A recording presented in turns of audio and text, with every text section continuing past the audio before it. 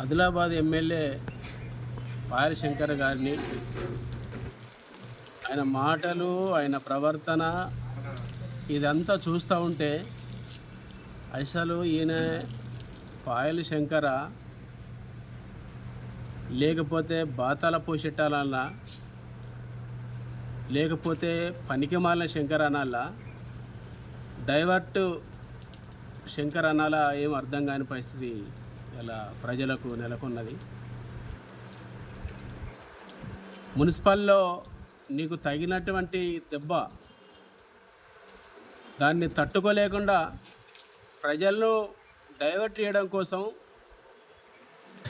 Divert పాలసీలో భాగంగా అదిగో విమానాశ్రయం వచ్చేసింది, ఇక పనులు స్టార్ట్ చేసేస్తాం అని డిపిఆర్ మొత్తం మీ ఎంపీ గారు మీరిద్దరు కలిసి, ఎమ్మెల్యే ఎంపీ ఇద్దరు కలిసి డిపిఆర్ ప్రకటించారు.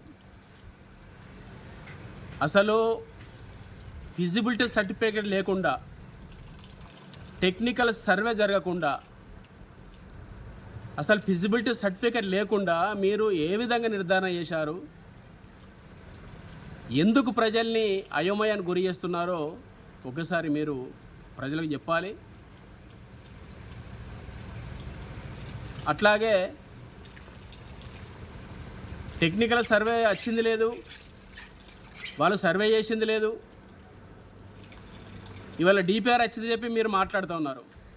ఒక పక్కన జిల్లా అధికారి కలెక్టర్ గారేమో వారు చెప్పినటువంటి ఆ సర్వే, ఆ నమూనా తప్పు అని చెప్తున్నాడు. అంటే కేంద్ర ప్రభుత్వం ఒకవేళ గ్రీన్ సిగ్నల్ ఇస్తే అధికారుల దగ్గరికి దానికి సంబంధించినటువంటి వివరాలు వస్తాయి. అధికారులు జిల్లా కలెక్టర్ గారు అంటే జిల్లా ఒక జడ్జి, జిల్లా న్యాయాధికారి, ఆయనకు సంబంధం లేకుండా ఇవాళ మీరు డిపిఆర్ ప్రకటించారు. అది తప్ప అని కలెక్టర్ గారు చెప్తా ఉన్నారు. ఇవాళ అనుకుంటా సంబంధించినటువంటి రైతులు, దాంట్లో భూములు పోతున్న రైతులందరూ కూడా కలెక్టర్ దగ్గరికి వచ్చి మొరబెట్టుకుంటే, ఆందోళన చేస్తే ఆయన క్లారిటీగా వివరించాడు. వాళ్ళు చెప్పినటువంటి వివరణ తప్పు అని, ఆ నమూనా తప్పు అని చెప్తున్నాడు. మీరేమో మొత్తం మ్యాప్ చూపెట్టారు, అంటే ప్రజల్ని డైవర్ట్ చేయడం కోసం. అదిగో విమానాశ్రయం వచ్చేసింది, ఎర్ర బస్సులు తిరిగిన చోట ఏరోప్లాన్లో పోయేటువంటి ప్రయత్నం చేస్తున్నానని మాట్లాడినరు. ఏది నీ పనులు ఎటుపోయినాయి? దాని పనులు ఎక్కడే మొదలుపెట్టినటువంటి పరిస్థితి లేదు. అసలు టెక్నికల్ సర్వే చేసి ఫిజిబుల్ సర్టిఫికేట్ ఇచ్చిన తర్వాత అది పాజిబుల్ అవుతుందా కాదా అని నిర్ధారణ చేసిన తర్వాతనే కదా భూ సర్వే జరిగేది. ఆ తర్వాతనే కదా దానికి సంబంధించిన నిధులు. ఒకవేళ నిజంగా మీకు చేసేటువంటి దమ్ము ధైర్యం ఉంటే ఈ పార్లమెంటు సమావేశంలో దానికి నిధులు తీసుకొస్తే ప్రజలు హర్షిస్తారు. ఈ పార్లమెంటు సమావేశంలో, బడ్జెట్ సమావేశంలో దానికి సంబంధించిన నిధులు తీసుకొస్తే ప్రజలు మిమ్మల్ని నిజంగా నమ్ముతారు. మొన్నటి వరకేమో నన్ను అటు పార్లమెంటులో ఎంపీ గెలిపిస్తే కానీ, ఆదిలాబాదు అసెంబ్లీ కాన్స్టిట్యూన్సీలో ఎమ్మెల్యేగా నన్ను గెలిపిస్తే సీసీఆర్ని ప్రారంభిస్తాను, దాదాపు 10,000 మందికి ఉద్యోగాలు వస్తాయి చెప్పినటువంటి మీరు ఇలా గెలిచిన తర్వాత సీసీఆర్ని పక్కన పెట్టారు. సీసీఆర్ పూర్తిగా మర్చిపోయినారు. మొన్న హడావిడిగా హెలికాప్టర్ వేసుకొని వచ్చి మొత్తం చెనక కోట ఉన్నటువంటి ఆ భూములన్నీ కూడా సర్వే చేసి ఏదో హడావిడి చేసిపోయారు. అంటే కేవలం మీరు ప్రజలను ఏదో జరగబోతుందని భ్రమలకు గురి చేయడం తప్ప మీరు చేసినటువంటిది ఏమీ లేదు. మరి ఇంకో పక్క బీఆర్ఎస్ పార్టీ గత 6 నెలల కాలం నుంచి రైతుల దగ్గర ఉన్నటువంటి పత్తి కొనుగోలు చేయకపోయినా, పత్తి గిట్టుబాటు ధర లేకపోయినా, సోయాబీన్ కొనుగోలు చేయకపోయినా అనేక ఉద్యమాలు చేస్తున్నారు. జాతీయ రహదారి దిగ్బంధనలు చేశాం, ఆదిలాబాద్ పట్టణ బంద్ను నిర్వహించాం, అనేక నిరసన కార్యక్రమాలు చేశాం. ఇవాళ నువ్వు మీ బీజేపీ నాయకులను పిలిపించుకొని జైనతలో మీటింగ్ పెట్టి రైతు సమస్యలపైన కాంగ్రెస్ పట్టించుకోవట్లేదు, బీజేపీ పట్టించుకోవట్లేదు, రైతాంగ సమస్యలపైన కేవలం పనిచేసేది బీజేపీ అని మాట్లాడుతున్నారు. నీకు అసలు సోయుండి మాట్లాడుతున్నావా అని చెప్పి నేను ఎమ్మెల్యే పాయల్ శంకర్ అడుగుతా ఉన్నా. ఎంపీ ఇల్లు ముట్టడి ఎందుకు చేశాం? రైతులే ఉన్నటువంటి సోయాబీన్ కొనుగోలు చేయట్లేదనే కదా, రైతుల కాటన్ కొనుగోలు చేయట్లేదనే కదా. నీ యొక్క ఎమ్మెల్యే క్వార్టర్ ఎందుకు ముట్టడి చేసాం, ఎమ్మెల్యే క్యాంప్ ఆఫ్ కార్యాలయం ఎందుకు ముట్టడి చేసాం, ఈ అనేక ఆందోళన కార్యక్రమం ఎందుకు నిర్వహిస్తూ ఉన్నాం?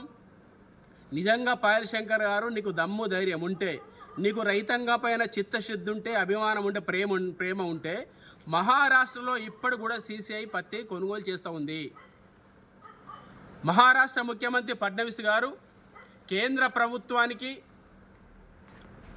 సీసీఐకి ఉత్తరం రాసి ఏప్రిల్ 30 వరకు కూడా రైతుల వద్ద ఉన్నటువంటి పత్తిని కొనుగోలు చేయాలని చెప్పి ఆయన లెటర్ రాశాడు. ఇప్పుడు కూడా మహారాష్ట్రలో కొనుగోలు చేస్తున్నారు. నిజంగా ఈ ప్రాంతంలో గెలిచినటువంటి బీజేపీ ఎమ్మెల్యే ఎంపీ మీరు సోయి ఉంటే, మీరు దద్దమ్మను కాకుంటే, ఆదిలాబాద్లో ఉన్నటువంటి రైతుల దగ్గర ఉన్న పత్తి కొనుగోలు చేయడం కోసం ఎక్స్టెన్షన్ చేయాలని చెప్పి మీరు ఎందుకు అడగట్లేదు? ఇవాళ సంతకాల సేకరణ కార్యక్రమం చేస్తూ ఉన్నారు. ఇంకేం మాట్లాడుతున్నారు?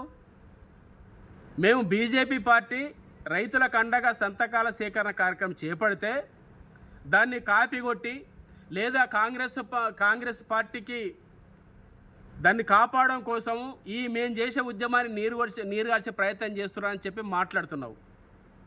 నిజంగా కేంద్ర ప్రభుత్వం సీసీఐ అంటేనే కాటన్ కార్పొరేషన్ ఆఫ్ ఇండియా, ఇది కేంద్ర ప్రభుత్వ కొనుగోలు రంగ సంస్థ. ఇప్పుడు కూడా పత్తి కొనట్లేదు, రైతులు పండించిన ధాన్యాలు కొనట్లేదు. ఈ బాధ్యత మీది కాదా? పార్లమెంటు సభ్యునిది కాదా? ఎమ్మెల్యేది కాదా? కేంద్రంలో మీ ప్రభుత్వం లేదా? మీరు ఎందుకు మాట్లాడట్లేదు? మరొకటి, హర్యానా బార్డర్లో రైతులందరూ కూడా రైతాంగ సమస్యల పైన గత 2 సంవత్సరాలుగా ఉద్యమం చేస్తే తలొగ్గినటువంటి నరేంద్ర మోడీ ప్రధానమంత్రి దిగొచ్చి నేను ఎంఎస్పి రేటును, కనీస మద్దతు ధరను చట్టం తీసుకొస్తా అని చెప్పిండు. కనీస మద్దతు ధర చట్టం తీసుకొస్తా అని చెప్పినటువంటి హామీ ఇచ్చినటువంటి నరేంద్ర మోడీ రైతాంగాన్ని అవమానం చేశాడు. రైతాంగాన్ని ఇప్పటికి కూడా ఆయన ఇచ్చినటువంటి హామీ నిలబెట్టుకోకుండా రైతాంగాన్ని మోసం చేశాడు. ఇవాళ రైతులు పండించిన పంటను ఎంఎస్పి రేటుకు చట్ట రూపంలో తీసుకొస్తే రైతులకు ఒక న్యాయం జరుగుతుంది కదా. ఇది ఎందుకు మాట్లాడతలేవు పాయల్ శంకరు? కేవలం జిమ్మిక్కులు మాత్రమే. నిన్ను పాయల్ శంకర్ కంటే కూడా ఈ ప్రాంత ప్రజలు జిమ్మిక్కుల శంకర్ అని మాట్లాడుకుంటున్నారు, నువ్వు పనికిరాని శంకర్ అని మాట్లాడుకుంటున్నారు. పైగా నీకు చేత కాకుండా బీఆర్ఎస్ పార్టీ పైన, మా పార్టీ జిల్లా అధ్యక్షుని పైన అనేక ఆరోపణలు చేయడం అనేది చాలా ఇది దుర్మార్గమైనటువంటిది. నీ పనికి, నీ యొక్క చేతగాని తనానికి నిదర్శనం ఇది. మున్సిపాల్లో పడ్డటువంటి దెబ్బకు మొత్తం మైండ్ బ్లాక్ అయిపోయి ఇవాళ ఆడావిడిగా ఏదో చేస్తున్నా అని చెప్పి ఆడావిడి చేస్తూ ఉన్నావు. నీ గురించి ఈ ప్రాంత ప్రజలకు, ఈ ప్రాంత రైతాంగానికి నువ్వెంత అవకాశవాదివో, నువ్వెంత నీ స్వార్థం కోసం పనిచేస్తావో ప్రజలందరికీ తెలుసు. కాబట్టి నీకు నిజంగా చిత్తశుద్ధి కనుక ఉంటే, మీ పార్లమెంటు సభ్యునికి మీకు ఈ ప్రాంత అభివృద్ధి కోసం కనుక మీకు చిత్తశుద్ధి ఉంటే సీసీఐని ప్రారంభించడం కోసం ప్రయత్నం చేయండి.